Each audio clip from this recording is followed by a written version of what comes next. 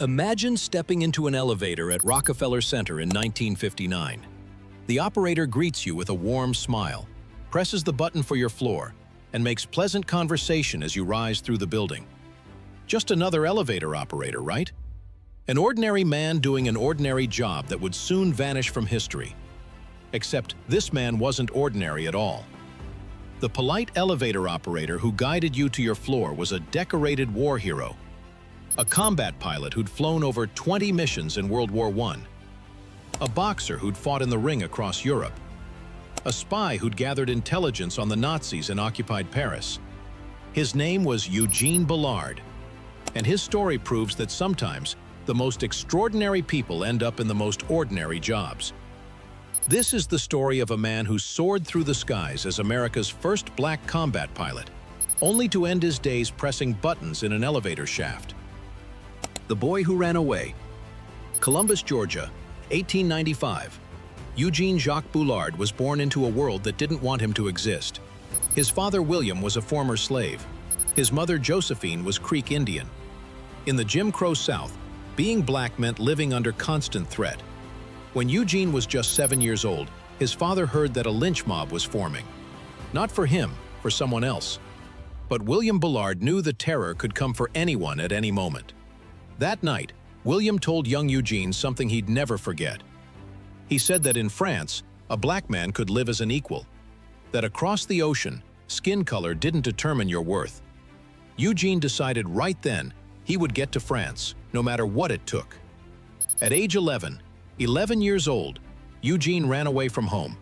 He stowed away on freight trains, worked odd jobs, and slowly made his way north. For the next few years, he lived as a wanderer, taking any work he could find. He became a jockey at a racetrack, then a stable hand. Then, when he was strong enough, a boxer. He fought in small-town rings across the South, earning just enough money to keep moving. By 1912, when he was 17, Eugene had saved enough to book passage on a ship. He crossed the Atlantic with almost nothing, just his boxing skills and an unshakable belief that France would be different. And it was. In Paris, Eugene found the world his father had described. He could walk into any restaurant, any theater, any street without fear. He became a professional boxer, fighting under the name the Black Swallow. He learned French. He made friends. He was, for the first time in his life, truly free. He had escaped, but the world he'd left behind was about to pull him back into its violence. A pilot without a country. August 1914. World War I begins. Eugene Bullard, now 19 years old, enlisted in the French Foreign Legion. He didn't have to, he wasn't French, but France had given him freedom, and he wanted to defend it. He fought on the front lines at Verdun, one of the bloodiest battles in human history. Soldiers died by the thousands, the trenches filled with mud, blood, and poison gas. Eugene was wounded twice. Shrapnel tore through his leg. Still, he kept fighting. During his recovery in a military hospital, Eugene met a French pilot who said something that would change his life. "You should fly." Eugene had never even been in an airplane, but the idea thrilled him. Flying meant escaping the mud, the trenches, the endless horror of ground combat. It meant freedom again, this time in the sky. In October 1916, Eugene began training as an aerial gunner. Then, just months later, he earned his pilot's license. On September 8, 1917, he flew his first combat mission. Painted on the side of his plane were the words, "Tout le sang qui coule est rouge."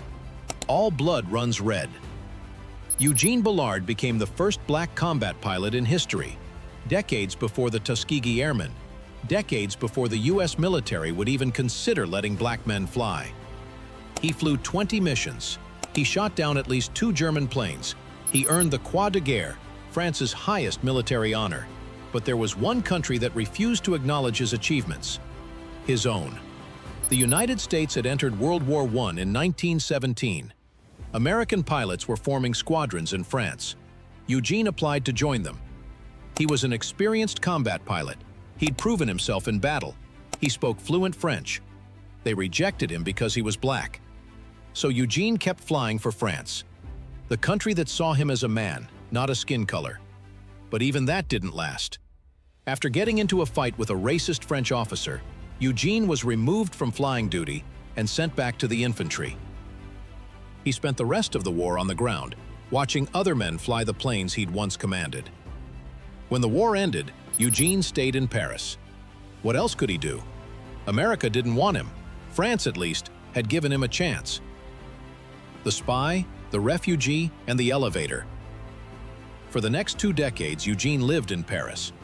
He ran a nightclub called L'Escadrille, the Squadron, decorated with photos from his flying days. Jazz legends like Louis Armstrong and Josephine performed there. Eugene was a celebrity in Paris's jazz scene. People loved him. He was charming, funny, always with a story to tell. Then, in 1940, the Nazis invaded France. Eugene, now in his mid-40s, stayed in Paris, even as German troops marched through the streets.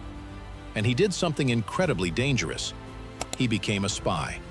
Because of his nightclub, Eugene had access to German officers who drank and talked freely. He gathered intelligence on Nazi movements and passed it to the French resistance. For 4 years, Eugene spied on the very people who would have killed him if they'd known who he was. But by 1944, the Gestapo was closing in. Eugene knew he had to leave. He escaped Paris during the Allied liberation, wounded in battle once again, this time at age 49. The war ended. France was free, but Eugene had nothing left. His nightclub was destroyed, his friends were scattered or dead, and at nearly 50 years old, he had no money and no prospects. So Eugene did what he'd always done. He kept moving. In 1949, Eugene Bullard returned to the United States for the first time in nearly 40 years. He settled in New York City, and he needed a job. The first black combat pilot in history, a decorated war hero with 2 world wars under his belt, a spy who'd risked his life fighting Nazis. He became an elevator operator at Rockefeller Center. No parades, no recognition, no honors. Just a quiet job, pressing buttons, guiding passengers up and down. The Vanishing. Eugene worked that elevator for years. Most passengers had no idea who he was. To them, he was just another face in the crowd, a relic of a profession that was already disappearing. Automatic elevators were becoming standard. By the 1960s, elevator operators were vanishing from buildings across America. The job that had given Eugene stability was fading away, just like the wars he'd fought in. In 1959, a journalist finally discovered Eugene's story.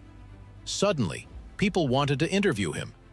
France awarded him the Knight of the Legion of Honor, decades late, but still meaningful.